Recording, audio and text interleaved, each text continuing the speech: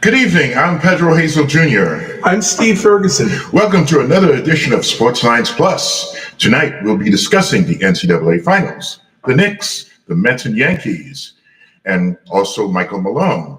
If you like what you see, hit the subscribe button.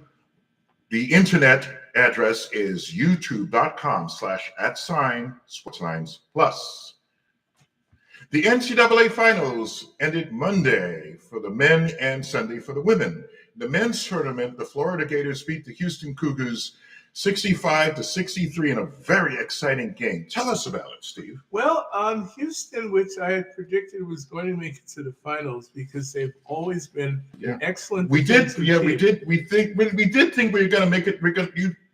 I think we did. You're going to win it all. I thought they were going to win it all. I honestly did. When they beat Duke, which I thought I would never see happen in my lifetime, because we know how Duke is in these big games. It seems like they always have the answers at the right time. But for a change, it was not their night. Cooper Flagg for Duke was terrific, but he missed a big shot at the end of the game. And Houston's defense was not only good, they had the answers on the offensive side in that game. Yes, they did. And they hit their foul shots, which is another weakness that Houston normally has in those kind of games. Yeah, but that was a surprising win. It was. I was ecstatic. Anybody who knows me knows how much I despise Duke. So I was thrilled. I thought they were playing Florida. Florida, what we found out about them is that they are also a very good defensive team, even though they are known for their shooting and their three-point shooting in particular. This was an extremely good game all the way. Very good defensively.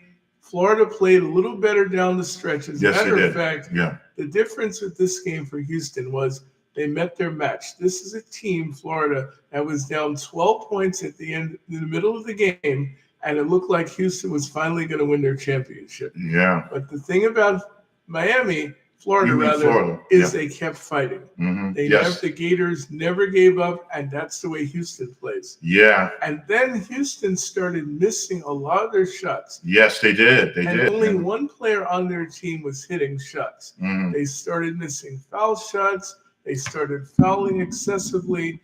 All the things that have cost them the championship in the past. To their credit, Florida came back and defeated them almost at the buzzer. Yeah. I felt really bad for Kelvin Sampson. Oh, yes. I think is a Hall of Fame coach in the college ranks. Yes, indeed. Whether he wins a championship or not. But had he won this championship, I think you could have automatically put him in. Oh, yeah. But it was a tough loss for Houston. Very tough. I felt like, what else does Houston have to do to win a championship? I know. I'll tell you straight up, if I had been the coach of the Houston Cougars, I might have said, that's it. I'm not coaching anymore. I've taken this team as far as I can, and I can't get the championship. I know they had a crucial turnover at the very end of the game. Yes. Crucial turnover. And I think that's what did them in, unfortunately. And their fouls at the end of the game were ridiculous. All sorts of fouls, scratching, clawing, fighting with the Florida players. Yes, I realize that's how they play generally, but what Florida did, they also played the same way. Their defense was a big surprise to me under a lot of pressure. They showed up at the right time. Yes, they did. Their leading scorer, who had been kept in check most of the game, came to life toward the end.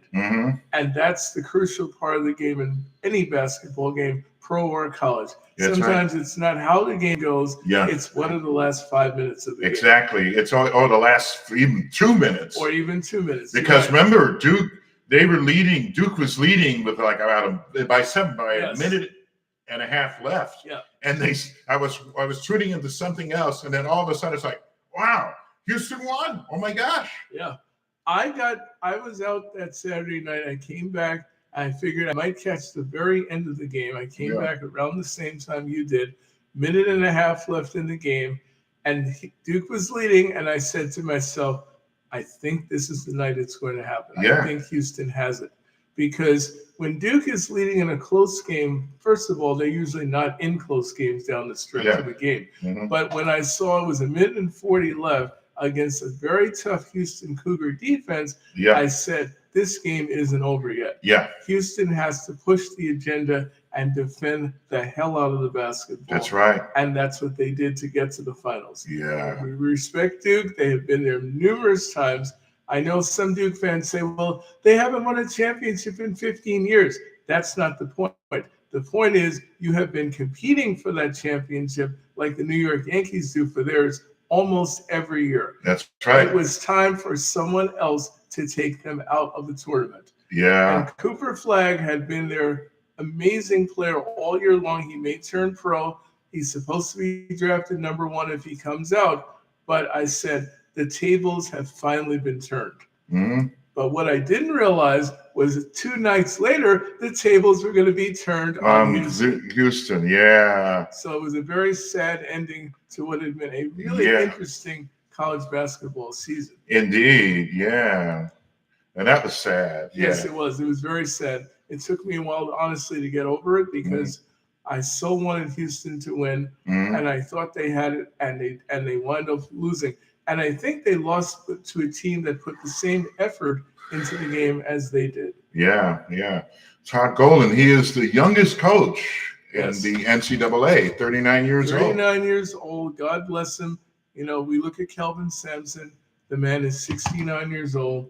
He's probably not going to coach that much longer. So I was hoping he would go out with a championship ring and make it into the Hall of Fame. Now, I really don't know what to say. Yeah. I think he may get in as a Hall of Fame coach, but he may never have a championship attached to his name. And that's very sad for a man who puts his time and effort into his teams the way that man does. Yes, indeed. Yes, indeed. Now, as for the women, UConn won their 12th title. 12th title. As they beat the South Carolina Gamecocks 82-59.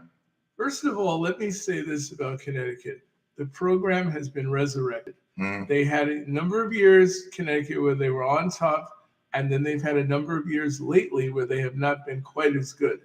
But the reason this championship means a lot to them is because of one player, Paige Beckers.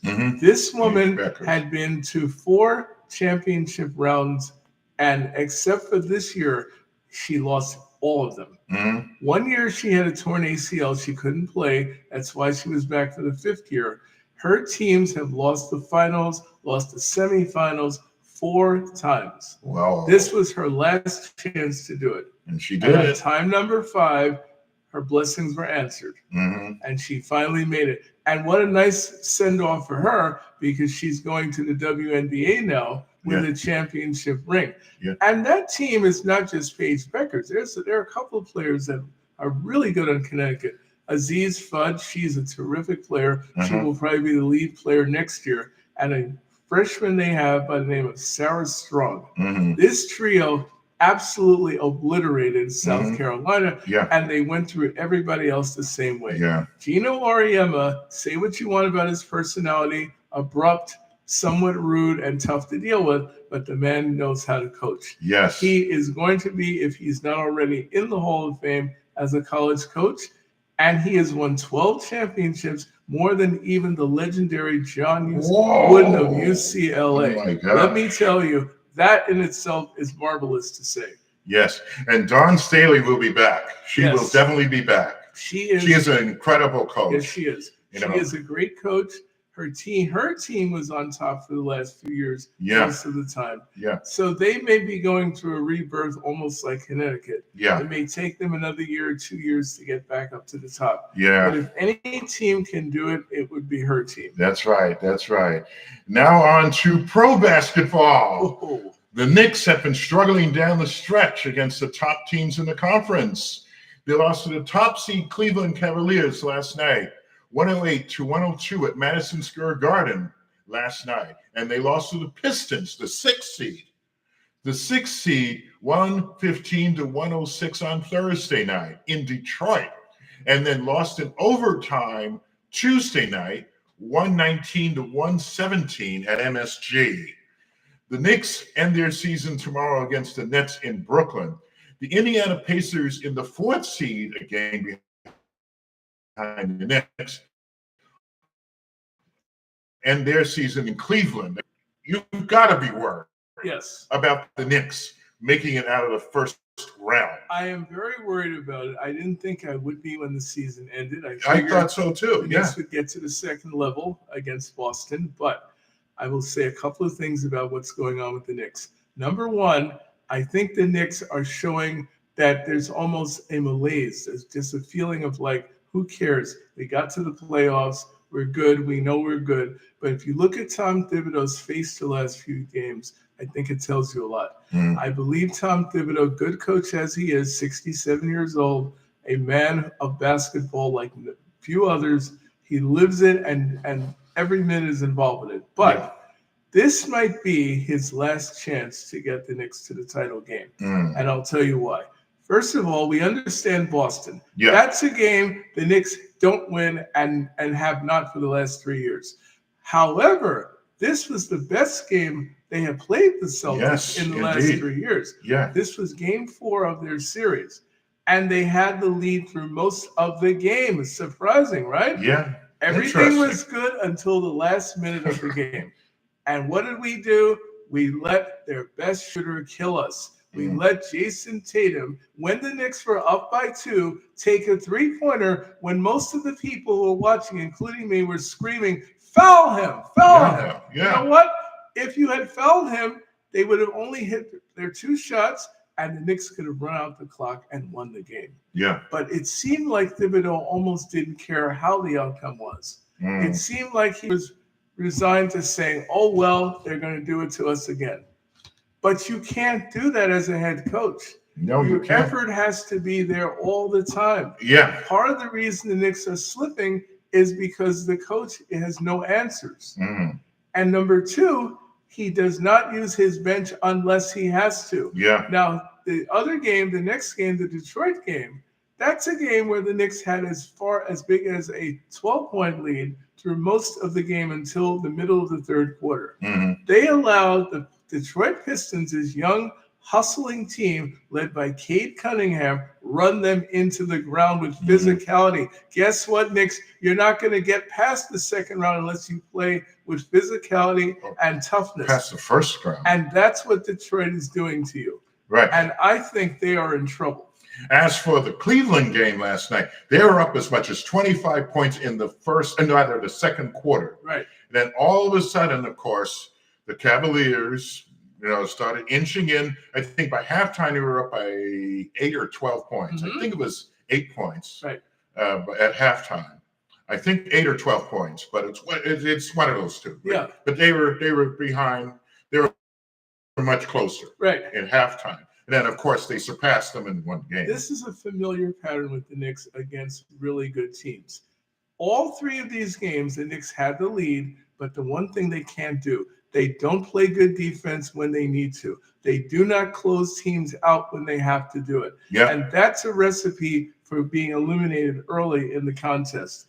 So 3 games the Knicks could have won all 3 of these and solidified their position as the number 3 team. You know how they're getting the 3rd seed? They backed in because Indiana lost to Orlando last night. Otherwise, the game tomorrow would be the Knicks' butts on the line to beat the Nets. And I have news for you. The Brooklyn Nets may not be a good team now, but they give the Knicks a hell of a time. Yes, they do. Every time we play them. They give them a hard time, regardless of the record. And I can say this honestly. Even when we had Patrick Ewing, they would beat us. So I'm here to tell you, this team is in trouble. We thought they had the first round wrapped up. They were going to get past it. We figured they'll lose to Boston again. But this time around, I'm noticing that Tom Thibodeau has lost his fire. And that's got to change right now. Within the next couple of days, I need to see the old Tom Thibodeau, the one who used to coach the Bulls, who would scream and yell at his players. Have you seen that player this coach this year? No, I have not. I understand he's 67. He may not have the energy to do it anymore. Here's why I think we are going to be looking at a new coach after this season. And that on a related story, which brings us to this story. On Tuesday, the Denver Nuggets coach, Michael Malone, was fired from the team with only 3 games left in the season. The Nuggets only winning their championship just 2 seasons ago. First of all, any team in their right mind does not fire a coach who won you a championship. That's what Tom Thibodeau has never done. Yeah. All of us talk about Tom Thibodeau being a great coach. Oh, yeah, he is, but he has no championship rings. Mm-hmm. That man who was in Denver does have a championship ring. You can argue he's had much better players to work with, but I'm going to tell you point blank, the name Malone, if it sounds familiar to you, it should be. His father used to be an assistant coach to the Knicks. Hello, we could be getting him to coach this team next year. You don't think he's waiting for this job? Oh yeah, I bet you're behind. He is. If I would say if the Knicks don't get beyond the first round, yeah, I think they might try to. I would think they would try to see. I think they would have to seriously consider hiring him. Yeah, because the thing about the Knicks that is so frustrating. We have watched this team get better the last 5-6 years. Tom Thibodeau can coach up to that point. Yeah. He knows how to bring you up to a certain level. Yeah. There are some coaches that take you beyond that. And I don't think right now Tom Thibodeau has the ability to do that. I think you need a new voice in the room. You need people to get in the faces of the New York players and say, when are you going to ever play defense and shut teams out when you are leading in games? Yep. They do need some changes on that roster. I will say that also. Yeah. I'll tell you one of the changes I'd like to see, and you and I have talked about this, is Karl Anthony Towns. Oh, yeah. I love him as a scorer. He is a great scorer. He will get you 25, 30 points a night when he is playing well. But he is not a center. No. And the reason we know that is because when he was at Minnesota, when they had him as a center, who did they get to replace him? Rudy Gobert, somebody who is a defensive mind who knows how to play the position. Now, here's the fear for the Knicks. If you lose Robinson at the end of this season, you don't have a center. Robinson is the reason why the Knicks are even in this situation to begin with. They've been outside of these 3 games. Yeah. They've been doing decent, pretty decent because of him, and because he plays the defense. He plays defense. Their defense actually had gotten from 17 to 7 with him back in the lineup, with Brunson back in the lineup. Yeah. So if he leaves us as a free agent, and there was a time where I said we need somebody better than him, I don't know who we can get. Yeah. I'm thinking, here's the guy that I'd like to see them go after. How about the guy who plays for Indiana? How about Miles Turner? 7-footer. You want somebody who shoots threes? I remember he lit up the Knicks last year. He has lit up the Knicks numerous times. Yeah. The dude can shoot the three just as well or better than Towns, but he does something better than Towns. He blocks shots and rebounds, and he's fearless, and he's gutsy, and he's tough. And that's what the Knicks need. They've got all the finesse players you want. They've got Bridges, and they've got Brunson, and they've got Towns, and they have Payne off the bench. They need some toughness. Yeah. And Thibodeau's not going to deliver that message anymore because I think he's too old for the damn job. It is time for the New York Knicks to say, if we're out of this playoff scenario in the first round, out the door you go. Yeah. It will be time for a new voice in the room. On a more pleasant note, the Mets are actually they're 9-5, and they finished their game against Sacramento and lost. Unfortunately, they lost 3-1 as we speak. The game just ended. They lost 3-1. They held on to beat the A's last night, 7-6. They traveled to Minnesota for the next series against the Twins. What do you think about the Mets so far? The New York Mets are a very interesting team. They really are, because the top 5 in that lineup all are really talented hitters. Yeah. Juan Soto, great acquisition. Steve Cohen, God bless you for bringing this man in. Yeah. 15 years, $765 million. You can argue no player is worth that. But if there's anybody who is, it would be him. He has succeeded at every team he's been with. He's been with 4 major league teams. Nobody will ever question his ability to hit. The guy who has benefited the most from this guy in the lineup is the polar bear, Pete Alonso. And here's what I want to tell David Stearns. Do you see what he's hitting right now? Coming into the game, Pete Alonso, that's right, the one who hit 240 last year, is hitting 378. And he's leading the National League in RBIs with 18. and he has 4 home runs. You know what that tells me? If he doesn't get injured this year, he deserves a monster contract. And if you don't want him, you can bet the New York Yankees will be next in line for him. I know they're still painting from Juan Soto, even though they got a few acquisitions themselves. What the Mets have been is a very feisty, aggressive ball club. They have been as Brandon Nimmo said last night, we have been a very gritty team. Yes. That's something I do respect about the New York Mets this season. There's a grittiness and a fight in them. But what I'm concerned with is the lack of offense. Yes. This is a concern. They've had 2 games that they've scored 10 runs. That's great. Yeah. But they are not scoring consistently as much as I thought they would. No, they're not. Yeah. There are guys in the lineup that are struggling. Vientos is one.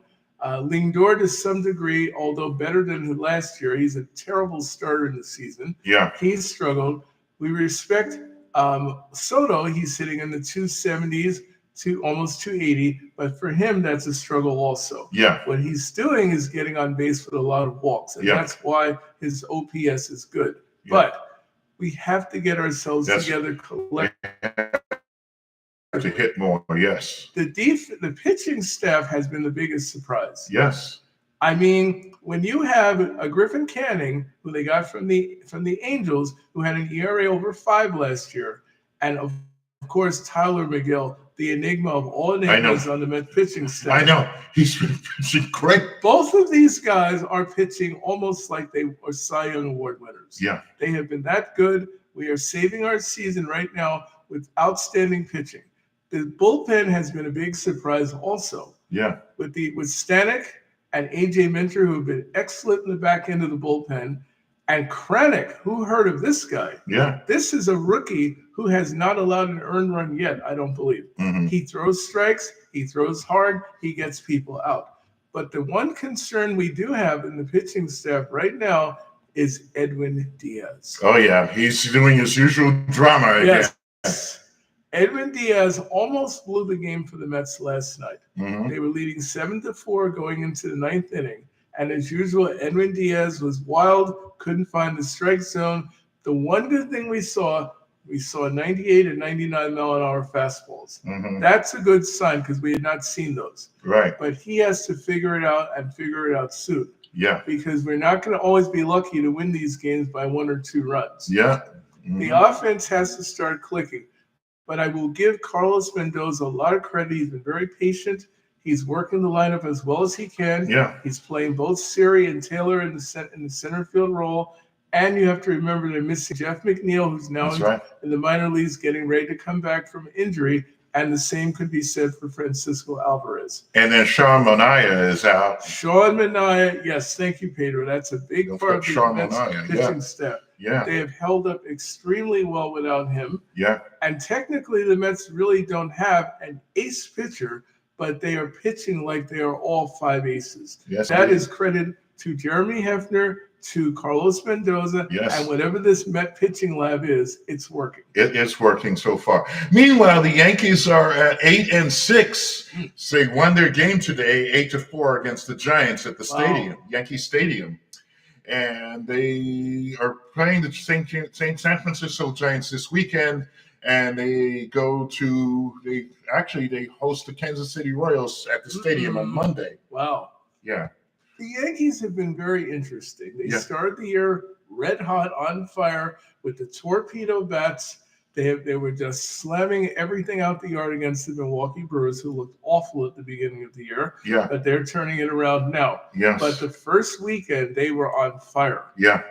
Right now, the Yankee pitching has been a little suspect. Yeah. Max Fried, who gave them a great outing against the Tigers the other day. Yeah. 7 innings, no runs, no walks, 5 hits, 11 strikeouts. Mm-hmm. That's an ace. Yeah. He is pitching the way the Yankees need him to. Yeah. With the loss of Garrett Cole for the season due to Tommy John surgery. Yeah. However, if you look at some of the other pitchers on the staff, they are not performing well. No, I mean, reminds me. Rodon, but I was thinking of Stroman, yes. Stroman was also last night, and I heard he had to leave the game. Wow. He had to leave the game last night. he had an ERA of over 11. Yes, he's been pitching awful baseball. And he's now on the IL for 15 days. Boy, see, that's a big problem for the Yankees. Yeah. He has been counted on because of all the injuries to be their third starter. And you may remember in the spring training, he said, I'm not a reliever, I'm a starter. Mm-hmm. He was very insistent on being that. Mm-hmm. But he got a break when Garrett Cole got hurt. Yeah. That was his saving grace. Yeah. Now, here's where his problem comes in. Clark Schmidt will be back very shortly. Mm-hmm. He's pitching in the minors now. He just had his second rehab or third rehab assignment. He's about to come up. Yeah. That means one spot in the rotation will be gone. Mm-hmm. And his ERA, as you said, Pedro, being almost 12, he has issues to solve. Yeah. And I believe I don't know if it's quite 12, but it's over 11. Yeah. And I believe the New York Yankees will not have patience for him very long. No. I think he will be out of here shortly if he doesn't get his act together. Mm-hmm. So the Yankee lineup is very unpredictable as well. Yeah. Aaron Judge is Aaron Judge. 6 home runs. Yeah. Probably the best hitter on the planet for power. Mm-hmm. But the rest of the lineup, you don't know what you're getting. Yeah. Jazz Chisholm is playing extremely well for the Yankees. Yeah. He might be the Soto to Judge this year. Yeah. Because this is the first time he's playing for the Yankees a full season. He's got all kinds of power and speed, and he will add to the Yankee lineup. Yeah. The improvement of Anthony Volpe, you're seeing that now. Oh, yeah. He's starting to look like a real major leaguer who can play the position and hit well. Yeah. Austin Wells has been dynamite for the Yankees. Uh-huh. Anywhere you put him in the lineup, the man hits. Yeah. And he's a really good defensive player. Yeah. So 8-6, considering it's early in the season, the Yankees are surviving. Yeah. I got to go back to the Knicks. I have to mention their record, even though they're 0-9, 0-9 against Cleveland, Oklahoma City, and Boston. That is abysmal. Yes. And truthfully, if you add Detroit to that list, they're 1-3 against Detroit this season. So, they won the first game. Right. They won the beginning of the season. That's the last game they won against Detroit. Right. But the other 3 have all been losses. The question is 2 things. We understand the Knicks wanted to get more offense in the offseason. Understanding, yeah. But as one of our friends said to us yesterday, they should have left this lineup alone. Yeah. Because we can score on anybody. Yeah. We are one of the best offenses in the game. But what has happened to our defense is just horrible. Yeah. We can't play defense at all. Yeah. And Thibodeau is supposed to be a defensive-minded coach. Yeah. That has got to be horribly embarrassing for him. Yeah. Brendan, Mr. Malone, who's waiting on the outside, is also a defensive coach. Mm-hmm. So if they fail to get out of the first round, I think that is the man who will definitely replace him. Yes, indeed. We just want to express our condolences to Octavia Dotel, a former Met, Yankee, and Astro, among other teams, and Tony Blanco, former player for the Nationals, and Nelsie Cruz, sister of former player Nelson Cruz, who was governor of the Montecristi province in the northwestern Dominican Republic. They, among dozens of people who died when a roof collapsed in the building in Santo Domingo in the Dominican Republic at a club. Our hearts go to their families as well as those others who died in the roof collapse. And also condolences to Ruby Perez's family, the singer who was on stage performing when this roof suddenly collapsed and killed all these people. That is such a heartbreaking experience. And for those of us who know Octavia Dotel, even the 1 year he was with the Mets, one of the most likable and decent people in the Met organization. Yes. And we really owe our condolences to all 3 of them and all the people who died in that terrible tragedy. Yes, indeed. For Steve Ferguson and Pedro Hazel Jr. saying thanks for joining us.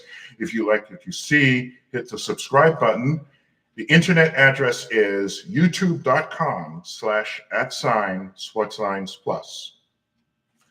Have a good weekend, everyone. Have a good weekend. Good night, everybody. Wait.